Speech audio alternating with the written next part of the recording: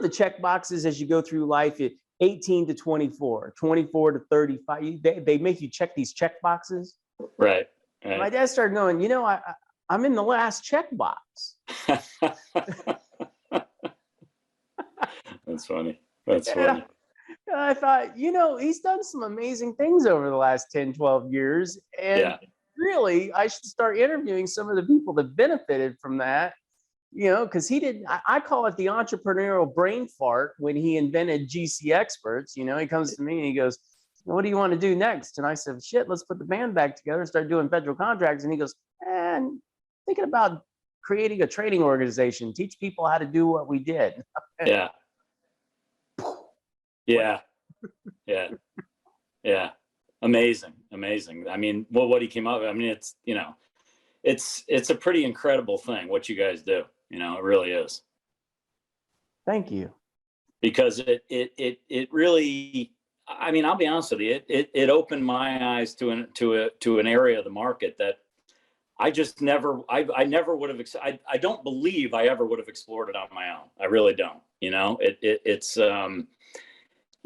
just the thought of doing, federal government work. Everybody thinks, oh my God, I'm going to have to, jump through 18,000 hoops and I'm never going to be able to do this. And, I'm going to need a staff of 20 people. And, that's what you think in your head. And, to go to a 3-day workshop and get all that blown out of the water is it's pretty amazing, Yeah. I guess the first question I have is, do you remember how you first heard about Doug and GCExperts? I'll tell you, I'm sure it was just in an online search, just, screwing around on the internet one day, looking for different, areas of work or different types of work or, bid services, lead services. And I think at the time, that was one thing. I think he had that whole SEO thing locked up pretty good. He was on the top of every page that came up. So, I read his story and it was, super interesting. And then I called him, right?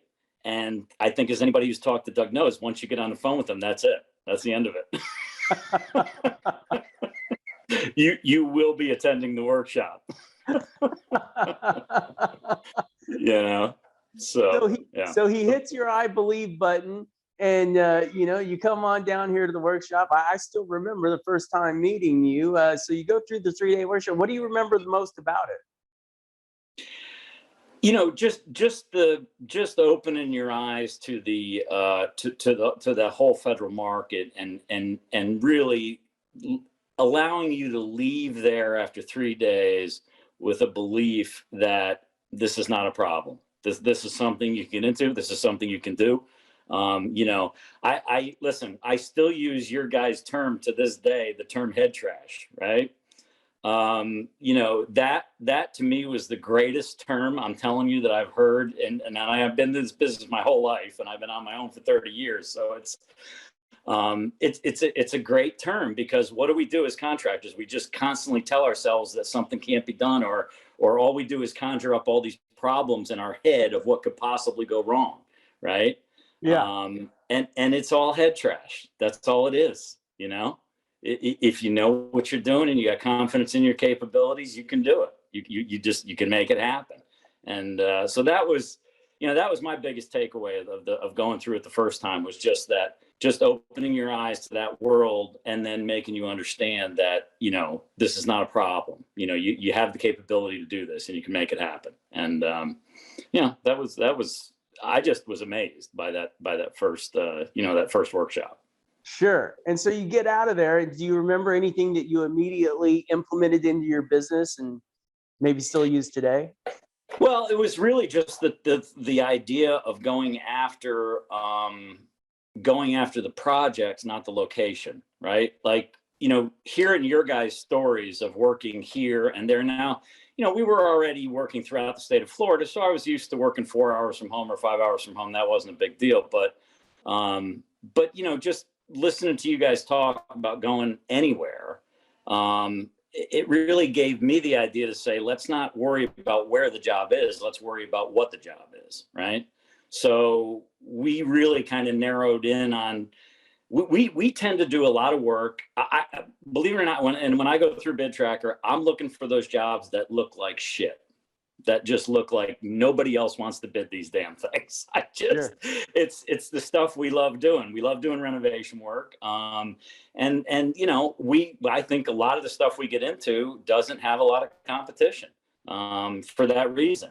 But that was really the, you know, like I said, looking for the type of work as opposed to the location of the work. What was one of the things that I started doing right away, you know, after that first workshop. Yeah. Any home run that sticks out in your mind? Almost all of them, believe it or not. In preparation for this, Sean, I'm telling you the God's honest truth. I ran a report the other night. Since 2017, now I didn't go back to the archived files before that, but since 2017, we've done, I think, 25 or 30 federal projects. Okay. And it's really just been a supplement. We still do a lot of private work. We still do a lot of state and local government work. So we're not exclusively federal, but our average profit margin on those federal jobs is over 30%. Amazing. Average. Yeah. Yeah. Well, so when you say home runs, like I said, when you start talking 30%, that's a home run to me. I mean, there's some, of course, there's some that we made probably 70, 80% margin on, you know? But yeah, it's been an awesome, you know, I don't know why, I don't want to call it filler, because it's really not filler, because especially in the last few years, we've started doing more and more. Like right now, I've got 3 federal jobs going, about $1.5 million total gross for the 3 jobs. And they're all, you know, they're all going to be great jobs. I mean, they're great. My son has now become involved in the business. So I've got him working as a superintendent in the field. And I'm actually helping him out on a federal project right now. So he's kind of learning the ropes on that end of it. Yeah. That's amazing to hear. I mean, Yeah. you know, that's what my dad did with me in the beginning. He stuck me out as a superintendent. I'll never forget. This truck pulls up, drops off this big heater off the back of this truck. And I call my dad and I go, "Dad, the heater won't fit through the door." And he goes, "You'll figure it out." Click. I remember that story. Matter of fact, I share that story with my son. I told him, I said, you know, I said, this is how you learn things. You figure it out, you know?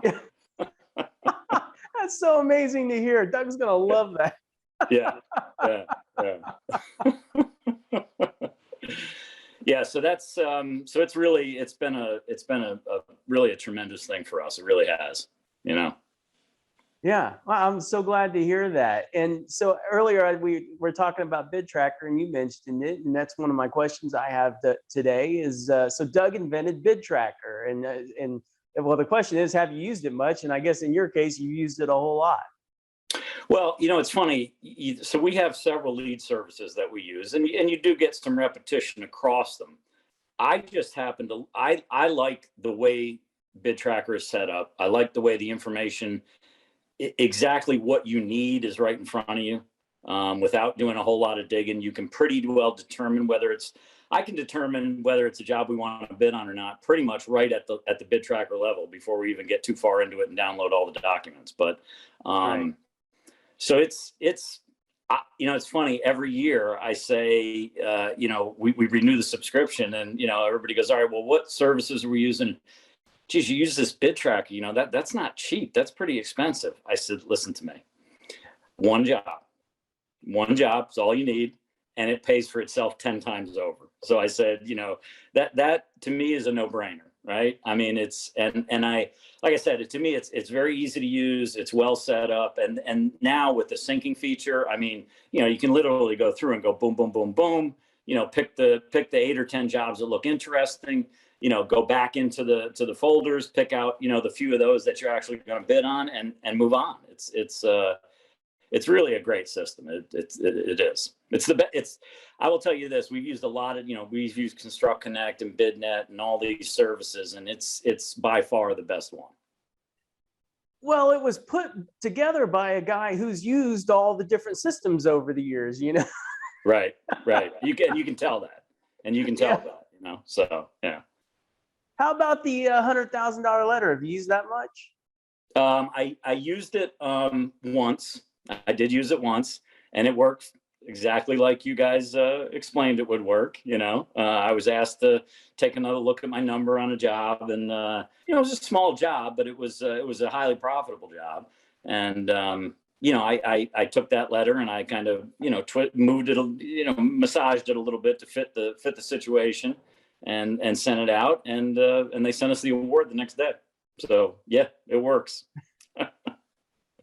Now, in preparation for this, I was trying to recall like interesting phone calls I've had with you over the years. And the one that really popped into my mind was I believe it was a concrete sidewalk and maybe an estimated quantities issue. Right. So, you remember that?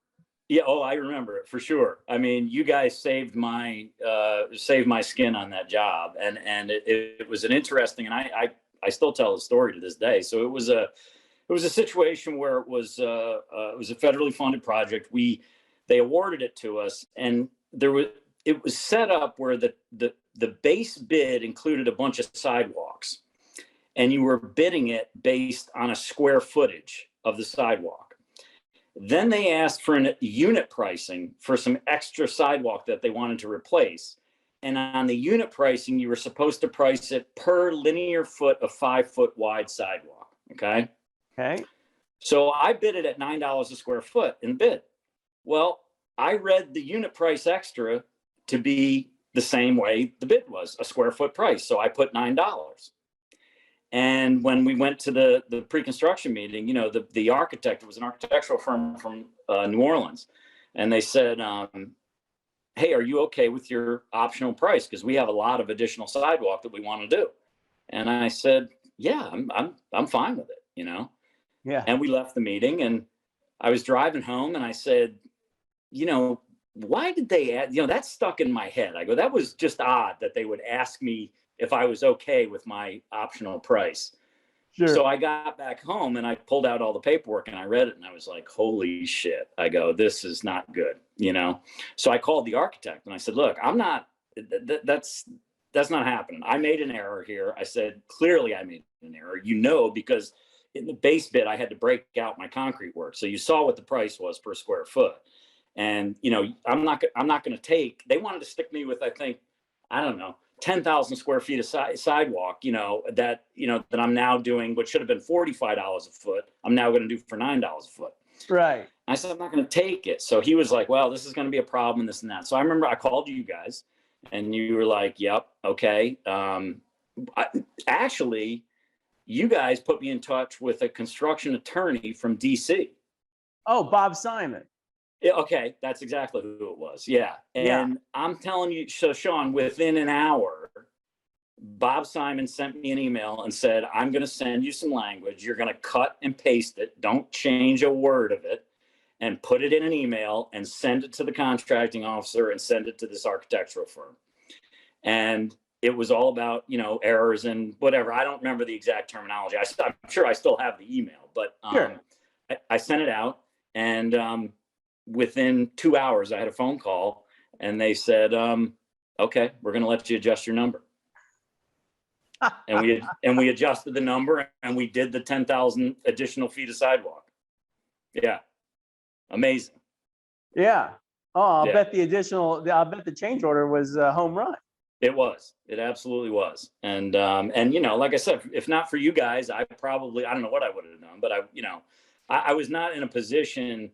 It was just so awesome to make a phone call and, within a couple of hours to have, that level of expertise, provide feedback and give me the information I needed to correct the situation, Yeah. Earlier in this conversation, we were talking about your son and my experience being out on a job site and having my dad, well, you'll figure it out.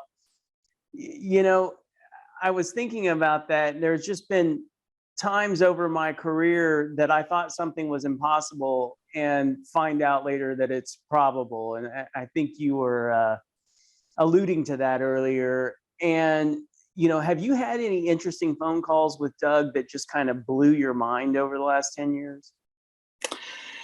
I think every phone call I have with Doug blows my mind because he always has, he always comes up with an answer. I mean, the only times I've ever called him is when I've had a situation or, something I wasn't real clear on, and he, the thing that's always amazing to me is he has the answer like right now.